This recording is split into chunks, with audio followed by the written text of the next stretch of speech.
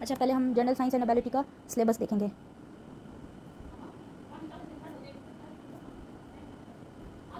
Sixty marks का general science का portion होता है और 40 मार्क्स का एबिलिटी का, मैथ का। दो पेपर होते हैं, पेपर 1 और पेपर 2। अब इसमें ना 5 चैप्टर्स हैं, 5 पोर्शन भी कह सकते हैं। पहला फिजिकल साइंस, दूसरा बायोलॉजिकल, इन्वायरमेंटल, इंफॉर्मेशनल और फूड साइंस। अच्छा, 20 मार्क्स का एक क्वेश्चन होता है, 20 मार्क्स का एक, और 3 क्वेश्चन होते हैं। वो यहाँ से भी आ सकते हैं, यहाँ से भी, यहाँ से भी, यहाँ से भी, कोई से तीन किसी से भी आ सकते हैं। 4 क्वेश्चन होते हैं और मे बी 3 करने होते हैं। अब जो क्वेश्चन अटैम्प्ट करने का तरीका है ना, वो ये है कि ना आपने ना डायग्राम बनानी होती है और उनको लेबल करना होता है। जो भी क्वेश्चन है ना, उसको पैराग्राफ की सूरत में नहीं लिखना और ऐसे टाइप में बिल्कुल भी नहीं लिखना डायग्राम की। अगर फॉर एग्जांपल किसी क्वेश्चन की डायग्राम नहीं बनती तो आपने ना उसको, फॉर एग्जांपल कोई क्वेश्चन है, उसकी टाइप्स हैं, 2 टाइप्स हैं, तो ऐसे करके ना उसको लेबल कर देना, 2 टाइप्स, पहली टाइप ये है, दूसरी ये, इसकी फर्दर एक और टाइप, ऐसे करके डायग्राम लाजमी करना है, लेबल लाजमी करना है, ताकि इससे ये होता है कि क्वेश्चन का इंप्रेशन अच्छा पड़ता है और एग्जामिनर अच्छे मार्क्स देता है। पैराग्राफ बिल्कुल भी नहीं करना, ये ध्यान में रखना। चलिए अब हम देखते हैं सिलेबस। जो फिजिकल साइंस है ना, उसका पोर्शन ये है, स्क्रीनशॉट ले लेना। इसका पोर्शन ये है, बायोलॉजिकल साइंस का पोर्शन ये है, इन्वायरमेंटल साइंस का ये फूड साइंस का है, और ये इंफॉर्मेशनल टेक्नोलॉजी, ये पार्ट 2 है, मैथ वाला पोर्शन। अब हम स्टार्ट करेंगे इन्वायरमेंटल साइंस से। इन्वायरमेंटल साइंस का पहला टॉपिक है इन्वायरमेंट, क्योंकि इसका सिलेबस बहुत ज़्यादा है तो हम कोशिश करेंगे कि ज़्यादा से ज़्यादा कवर करें। ये 20 मार्क्स का पेपर, मतलब इसमें से क्वेश्चन आएगा, हर पार्ट में से 20 मार्क्स का।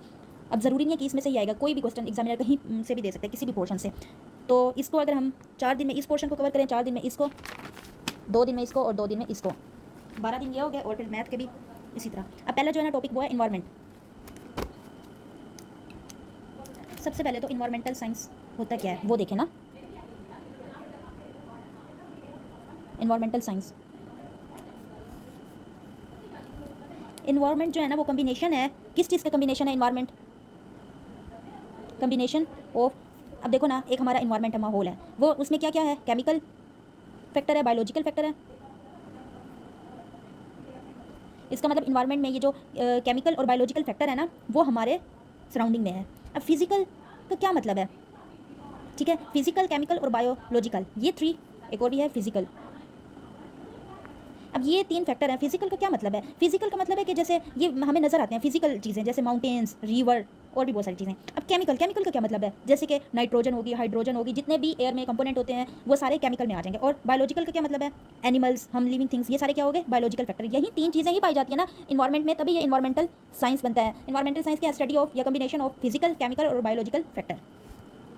अब इस इन्वायरमेंट में ना दोनों चीज़ें हैं, बायोटिक भी और एबायोटिक भी। बायोटिक मतलब हम लिविंग थिंग्स, जो भी लिविंग थिंग्स हैं, एनिमल्स हैं, हम हैं, ट्रीज़ हैं, और एबायोटिक में जो नॉन लिविंग थिंग्स हैं। तो आपको पता चल गया होगा ना इन्वायरमेंटल साइंस किसको बोलते हैं।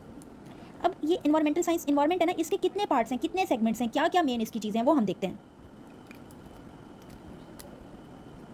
सेगमेंट्स ऑफ इन्वायरमेंट, कितने सेगमेंट्स हैं? 4। कौन कौन से हैं?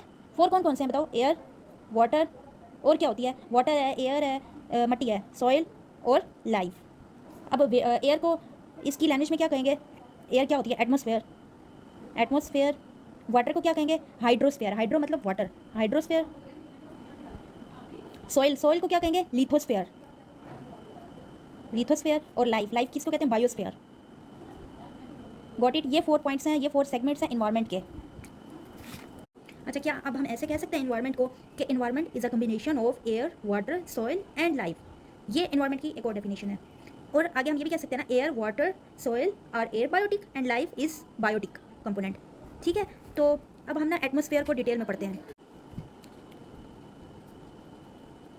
एटमॉस्फेयर, एटमॉस्फेयर क्या होता है? जो हमारा माहौल है वो क्या है? एटमॉस्फेयर क्या है? कम्बिनेशन ऑफ, किसकी कम्बिनेशन है? गैसेस की अराउंड दी अर्थ। और गैसेस एक दो नहीं है, वायरसेस गैसेस, सेवरल गैसेस, बहुत ज़्यादा हैं। अब उनमें मेजर कौन कौन सी हैं? नाइट्रोजन, नाइट्रोजन कितने परसेंट है एटमॉस्फेयर में? 78%। ऑक्सीजन, और ऑक्सीजन कितने परसेंट है? 21। ये मेजर है। और माइनर जो हैं वो कौन कौन सी हैं, जो मतलब थोड़ी सी अमाउंट में है? माइनर कंपोनेंट कौन कौन से हैं? कार्बन डाइऑक्साइड, कितने परसेंट है? 0.03%। आर्गोन, ये 0.09%। और ट्रेस कंपोनेंट कौन से हैं? मतलब बिल्कुल जो होते हैं ना बहुत थोड़ी अमाउंट में, water vapour, ozone, methane, hydrogen sulphide, noble gases और भी बहुत सारे हैं, तो ETC लिख देंगे। ये वाले जो है ना वो बहुत थोड़ी अमाउंट में होते हैं। अब हम देखते हैं एटमॉस्फेयर के सेगमेंट्स कितने हैं। ये तो हमने ये पढ़ा ना कि एटमॉस्फेयर होता क्या है, उसमें क्या क्या होता है। अब एटमॉस्फेयर के कितने सेगमेंट्स हैं, कितनी लेयर्स हैं, जैसे कि इन्वायरमेंट के सेगमेंट। अच्छा, ये इन्वायरमेंट के सेगमेंट्स हैं। अब हम पढ़े एटमॉस्फेयर के।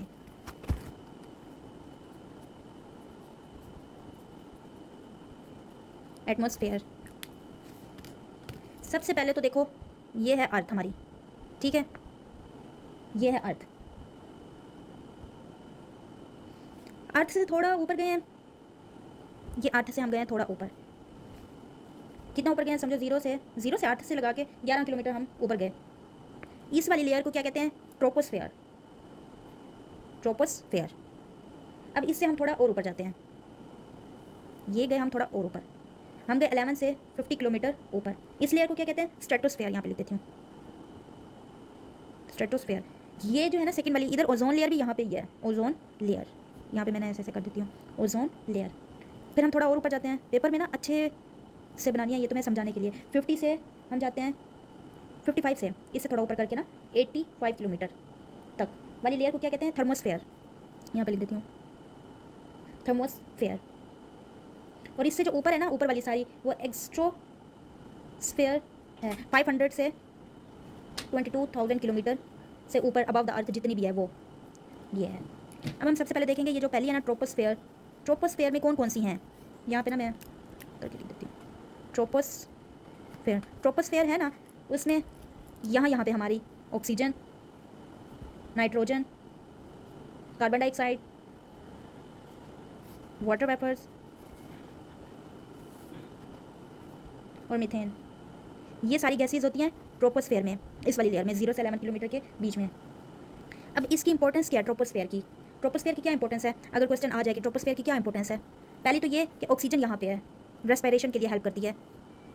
ऑक्सीजन यहाँ पे है, किस लिए, रेस्पिरेशन के लिए। और दूसरी क्या इंपॉर्टेंस है, नाइट्रोजन भी यहाँ पे है प्रोटीन सिंथेसिस के लिए, नाइट्रोजन प्रोटीन सिंथेसिस के लिए। कार्बन डाइऑक्साइड भी यहाँ पे है, ये क्या करती है, हेल्प करती है फोटोसिंथेसिस में। और भी कार्बन डाइऑक्साइड, वाटर वेपर्स, ये सब जो हमारे अर्थ का टेम्परेचर होता है ना उसको मेंटेन करने के लिए, तो यहाँ पे लिख लेनी है। यहाँ पे जो है ना टेम्परेचर अर्थ का, यहाँ पे जो टेम्परेचर होता है ना वो प्लस, मैं ना इससे लिखती हूँ, +15 सेंटीग्रेड टू -56 सेंटीग्रेड के बीच होता है। एवरेज टेम्परेचर जो है ना वो +15 सेंटीग्रेड होता है। और ये जो है ना उस नेक्स्ट है स्ट्रेटोस्फेयर। स्ट्रेटोस्फेयर यहाँ पे ना ये देखो, इधर ही ओजोन लेयर प्रेजेंट है स्ट्रेटोस्फेयर में, MCQ में भी आ सकता है। तो पहले तो पॉइंट यही है कि ओजोन लेयर प्रेजेंट है स्ट्रेटोस्फेयर में। ओजोन लेयर क्या होती है, ये हेल्प करती है जो अल्ट्रावायलेट रेडिएशंस आ रही होती है ना सन से, उनको ब्लॉक करने में हेल्प करती है। यही अल्ट्रावायलेट रेडिएशंस जो होती है ना, ये कैंसर की वजह बनती हैं, कॉज कैंसर और भी बहुत सारी जो बीमारियाँ होती हैं ना उनको रोकने के लिए ये ओजोन लेयर होती है। यहाँ पे मैं लिख देती हूँ, O3 ओजोन लेयर का फार्मूला है, gas present in stratosphere. Ozone layer क्या करती है, help in blocking UV radiation coming from the sun. UV radiation क्या काज करती है, कैंसर। और इस ओजोन लेयर है ना, इसको हम प्रोटेक्टिव लेयर भी कहते हैं, प्रोटेक्टिव लेयर। और ये जो है ना स्ट्रेटोस्फेयर, इसको हम एम्ब्रेला ऑफ अर्थ भी कहते हैं ओजोन लेयर, क्योंकि इसमें होती है एम्ब्रेला ऑफ अर्थ भी इसका नाम है, या फिर प्रोटेक्टिव लेयर ऑफ अर्थ। यहाँ पे जो टेम्परेचर होता है ना वो क्या होता है, -56 सेंटीग्रेड टू -2 सेंटीग्रेड। अच्छा, यहाँ पे एक क्वेश्चन है, नॉर्मली क्या हुआ है, यहाँ पे जो है ना टेम्परेचर प्लस था 15 सेंटीग्रेड टू -56, टेम्परेचर डिक्रीज़ हुआ है। जैसे जैसे आप ऊपर जाओगे तो टेम्परेचर बढ़ता जाएगा ना, मतलब डिक्रीज़ होता जाएगा। यहाँ पे लिख देती हूँ, यहाँ पे टेम्परेचर क्या हुआ है, -56 सेंटीग्रेड टू -2 सेंटीग्रेड। यहाँ पे टेम्परेचर इंक्रीज़ हुआ है। देखो ना, ये -2 है और -56, इसमें से बड़ा क्या है, -2, मतलब इंक्रीज़ हुआ है। क्यों इंक्रीज़ हुआ है, इसकी क्या वजह, बल्कि टेम्परेचर तो जैसे जैसे ऊपर जाएंगे डिक्रीज़ होता जाए, तो इंक्रीज़ क्यों हुआ है, उसकी वजह ये है, जो पार्सल है ना, according to parcel temperature decrease, मतलब टेम्परेचर डिक्रीज़ होना चाहिए, but temperature increase instead of decrease, because of absorption of ultraviolet radiation, because of absorption of UV radiation बताती हूँ, बाय ओजोन लेयर। जो ओजोन लेयर से radiation आ रही होती है ना, सॉरी, जो ऊपर से रेडिएशन आ रही होती है सन की,